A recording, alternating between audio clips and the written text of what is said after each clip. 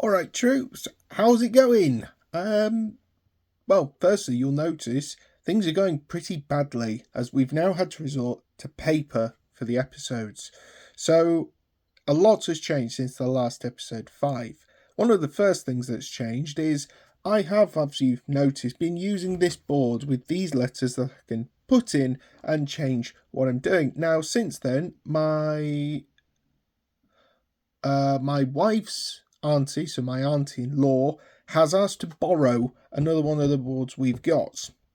It has, well, say the board is attached to several gin dispensers that we had at our wedding, and it is literally one of the greatest things I've ever seen of engineering. It was built by my father-in-law. The man is a genius. But by the by, she's borrowed that from us, and as a result, with the board that's attached to it, we had certain things as Groom's Ruin, or gin as I called it, Lady Petrol, or Pink Gin as it was known, and Putin Juice, which is clearly vodka. That has now gone to London on loan, and as a result of that, she's had to take all the letters to go along with it. And I have kept this channel a secret from my wife because, let's be fair, it's going to be quite a hard one to explain. I collect and maintain and do all my watchy stuff, which is already a little bit, I wouldn't say embarrassing, but she is not really that asked about it. And now I have to say, oh, by the way, I actually have my own little episode board.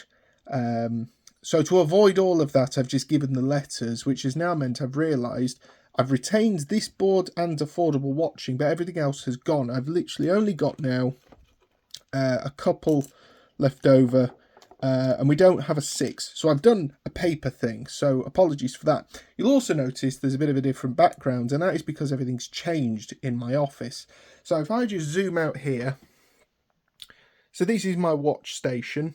I've got all my various little bits in there and little bits in there, and you'll see that now it's all been replaced with sodding computers and laptops because I work from home and I've finally got a second monitor.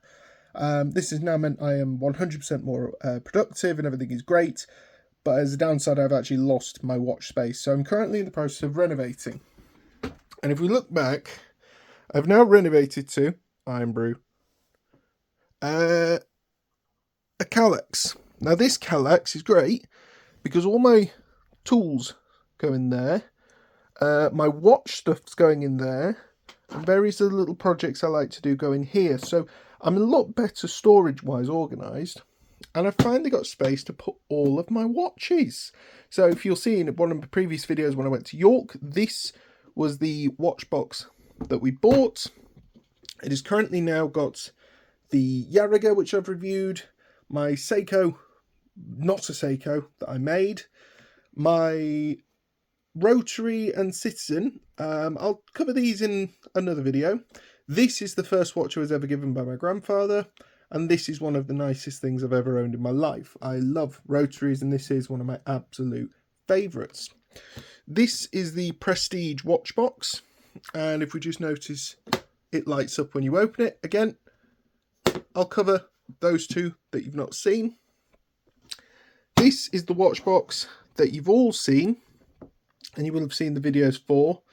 So there's my 3 Secondas, the Naviforce, which is actually an AV8 and has duped me, the Megir, which is not a Tag Heuer Monaco but is a Tag Heuer Monaco but it's not a Tag Heuer Monaco, and the most recent one that was added, the Pagani chronograph. It's not a Rolex Daytona, but it is about as close as you're going to get without spending £15,000. That is my daily watch beaters. They're all quartz, they're all easy just to pop on and go, and everything is wonderful. But then there's this box, and this is what I was going to talk about today. And in amongst other things, I realise I have no place to put it, so I'll put it to one side and just take them out. So of the 6 they're in here, we've seen these before, I've covered them in a video. Sit Rep, this is brilliant, I love this one. This is now becoming very, very well worn. The only problem is you have to keep winding it if you don't wear it, but because it hasn't got a date window, which that one has there, very easy just to pop on, wind up, and away you go. This one, I don't wear it as much, More so again, the date window, I'm just usually in a bit of a rush when I go off in the morning, but I have worn this week and I really did enjoy it. I'm thinking about changing the strap. I like the colouring, but I think this is a bit too top heavy for a thinner strap, so I might use one of the same as the Yarriga straps. In fact, I'll just get the styling. So one of these style. They don't look too different side by side, but this is like a rubber, but it's a lot thicker, and I think that thickness is something I'm probably going to get the same blue and orange version, put on here, and I'll be much, much happier. But anyway, we're going to talk about some watches that are going to come out of this box that you've not seen before. So this, firstly, is my Citizen. Now, I can't remember if I've actually featured this in a video, but this is one that I've bought. No, I did feature this. I talked about the Franken watches. It's a Citizen watch on a Casio bracelet. Why do I have this? And this was bought very, very long ago when I was doing watch collecting. I loved the look of it, and now I look at it now. It looks like a Tissot PRX. Did not cost me Tissot PRX money.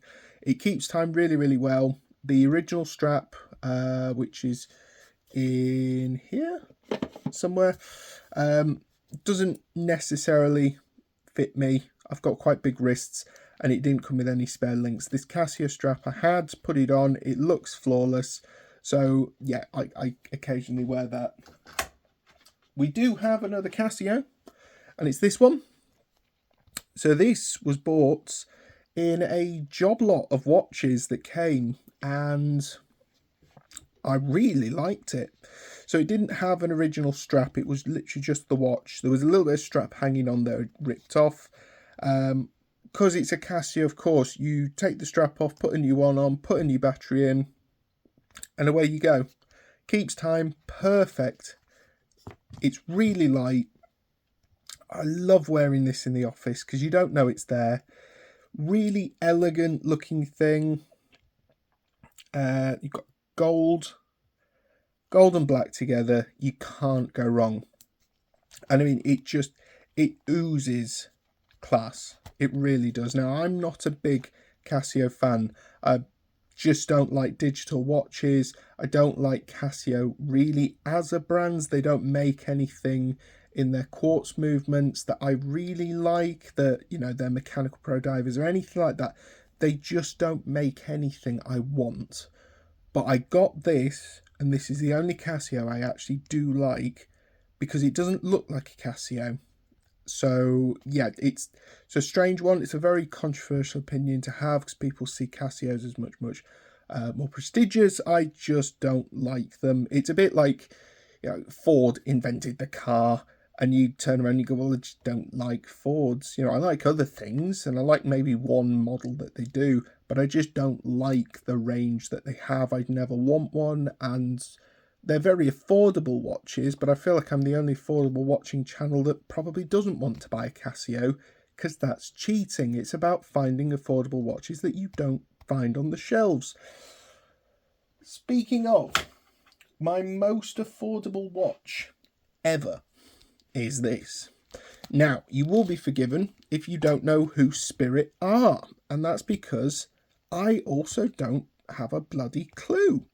This watch was bought in an antique shop in Ripon, which is a small town where I grew up for a number of years, and I bought it in the week after I got married, but the couple of days before we did the ceremony. So when me and my wife got married, we got married at a registry office, had a very small honeymoon, and then came back and recreated the event for all the family and friends that couldn't be there at the actual registry. This was bought in a little antique shop. Now, immediately, it's got a bin on the back saying don't bin it. It is not a quality watch.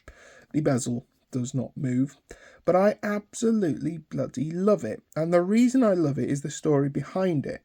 Is we went to the shop previously, and my wife saw a watch she liked. Now, it's in a box full of watches, all assorted, all broken, and apparently they got that box from a house clearing of someone who had dementia.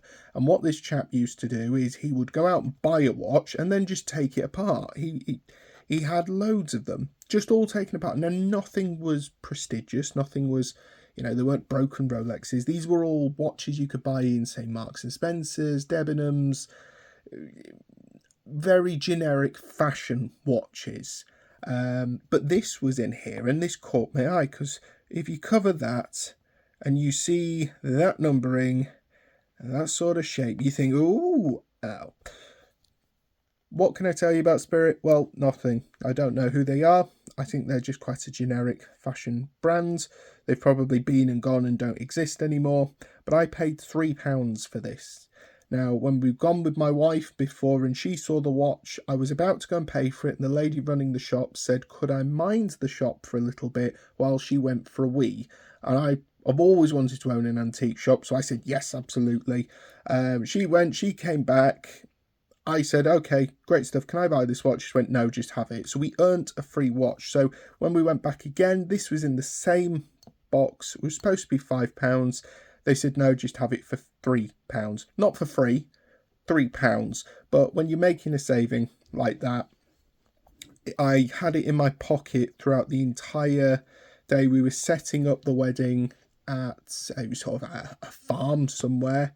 Out in the Yorkshire Dales, and I had this in my coat as I was setting up, and it was just nice to have, because this is a watch that I bought technically in my interim period of being married and not married, and I planned, I'll get home, I'll put a battery in, I'll put a strap on, and here we go. We won't put a strap on, we've put a strap on the watch.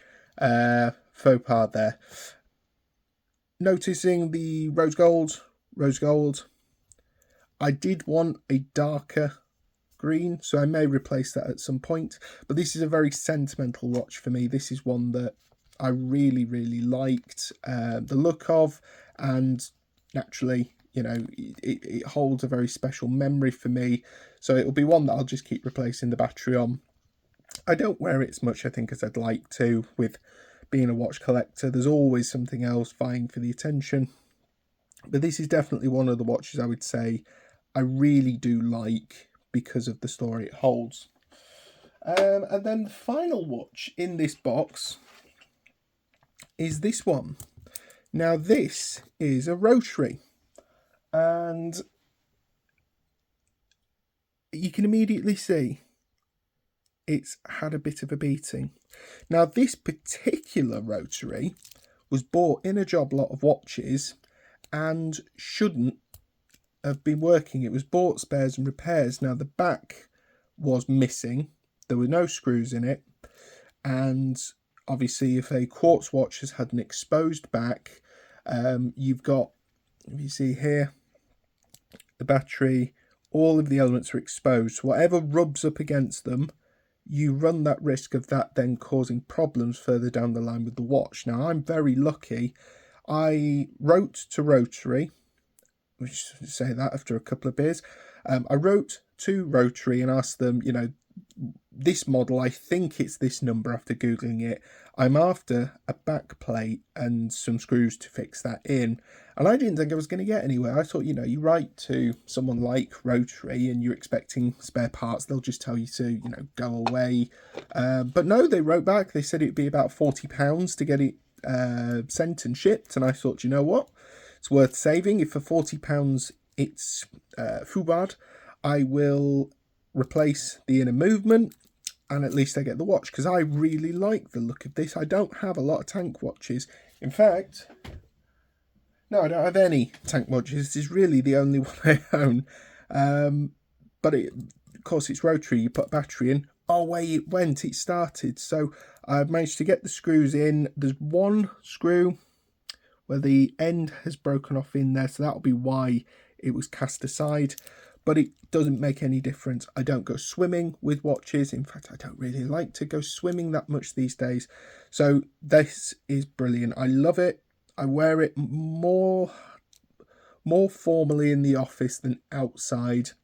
but it's a really nice watch. And again, it's one of the affordable watches that this should cost a lot more than it's actually done, purely because, you know, you buy a job lot and there's one or two good ones like that Casio that we've previously gone through. So that's my watches that are in the second box. So these don't get worn as much as the others, mostly because it's a combination of they're either mechanical or they're quartz, but they're not ones I tend to want to wear as much, or don't go with what I'm wearing. But that's catching you up. So you've now seen the two sort of daily wears. You've seen a couple of watches, but I'm going to save some of the others for another video that's the more, say, the prestige, the ones that are really special to me. Updates wise, this is still going nowhere. I can't afford anywhere close to trying to get this fixed, but that's fine. It's an ongoing thing. The SY watch that I had, I'm pretty much giving up with that now. That's just getting far too frustrating for what it is. I'm probably just going to chalk it up and stick something else in it and just make a different watch. On a good news, I have fixed a watch for my wife. So this is a Seconda, and a really pretty little thing, actually. This came in a job lot of watches that we bought. We were just out and about trying, you know, doing a bit of shopping. This was in a shop. I think it was in a bag of watches for £5. This was, as you would expect, the only nice one. But I've managed to put a battery in, get it going, and fixed the strap because this had come off. So it was just pretty much like that. Now it folds. My wife likes rose gold. Don't know if you can see that on the camera here, but it is a rose gold watch. So happy days with that we've managed to at least do something good at this desk. Aside from that, everything else is pretty much going to poo. I've got this case. It's from a Freeman watch. And I've got the bits in here, including the original dial. This is something I'm ongoing trying to find something to fit in. It's a 27mm movement. I have this 27mm movement, but it's broken. So that's very, very frustrating. But that's going to be, again, an ongoing project. As we speak, uploading a video, giving my... I've managed to find I found a Rolex in a charity shop. Sit rep, this is also Fubard. It does work, but it does not in any way, shape or form keep proper time. So that's a waste of time as well, which is very annoying, but it's fine. We'll live with it and we'll carry on. Other than that, episode 7 probably will be coming up at some point. I don't know when. I'm training very hard. Sitting at this laptop, doing all my typing, doing all my bits. And then I have to pivot to the left to then at some point try and find... time to do watches, but I am doing a lot more hours than I normally would be to try and keep up with the work demand that we've got, and it's very hard to not want to do things at the side of you, but it's part of not getting distracted. So I don't know what I'm doing watch wise over the next coming weeks, except I am going to Whitby on the 27th of February. I am so happy because I love going shopping in Whitby for watches. There was one that I saw in an antique shop and I still to this day kick myself for not buying it. So it will be a very exciting. I'll do another video like I did for the when I went to York. It'll be me filming as I'm going. My wife is going to come shopping with me, but then she's going to want to go for a coffee. She doesn't want to come watch shopping, so I will give her some money. She will go sit in a cafe, and then the watch buying can begin. And if we don't find anything, there are 5 watches in the AliExpress cart. So whatever we don't find in Whitby on the drive home, we will be ordering so we have more unboxing and things to fill up. Because at the moment, we've got...